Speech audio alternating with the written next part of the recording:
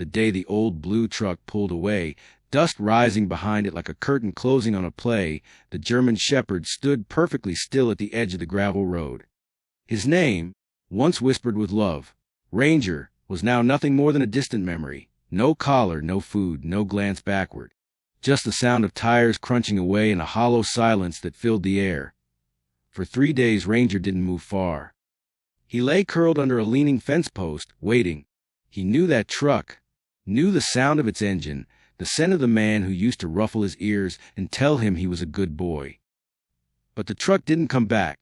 Hunger crept in like a slow fog, and with it, the cold realization he had been left behind. The small town of Merriweather barely noticed the lone dog on the outskirts. Cars passed him, children pointed. Some tossed him bits of food, others chased him away with sticks. A week passed. Then another. His coat, once sleek and proud, matted with dirt. His eyes dimmed, no longer scanning for his human, but watching warily for danger.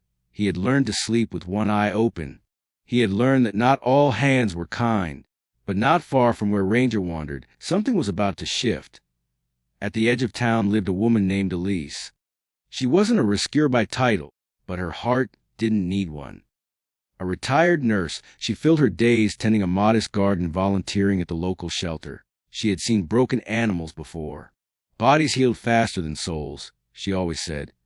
When she first saw Ranger from the window of her pickup, he was limping across a ditch, ribs pressing hard against his skin, for hanging like a tattered coat.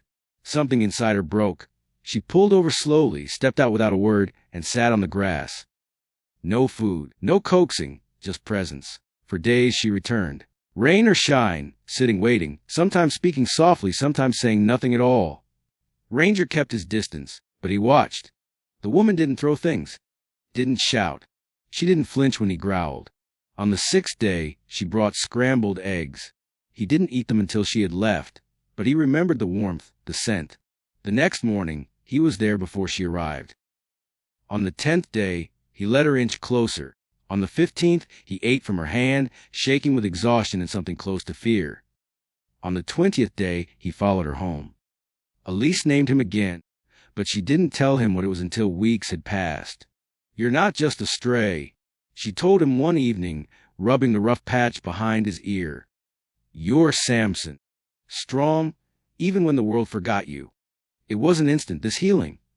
Trauma doesn't dissolve with good intentions.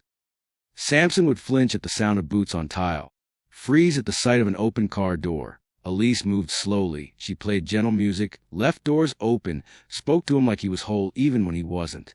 A month passed, then 2. Samson's coat thickened. He began to wag his tail. He started sleeping deeply, sometimes snoring at Elise's feet. The first time he barked, not in fear, but to announce a squirrel in the yard. Elise cried. She took pictures, shared small pieces of his progress online, not to boast, but to remind others that healing, even from the deepest wounds, is possible. One of those posts went viral. People were moved by Samson's eyes, the visible pain, the unmistakable hope. Messages poured in. Donations came to the shelter. Other dogs were saved. A chain reaction of compassion, all from one abandoned soul who had learned to trust again. One evening, as the sun dipped below the trees and cast golden light across the porch, Samson rested his head in Elise's lap. His breathing was steady. His eyes were soft. And though he could never speak the words, his body said what mattered most, and he was home. He was loved. He was no longer left behind. And he was never broken again.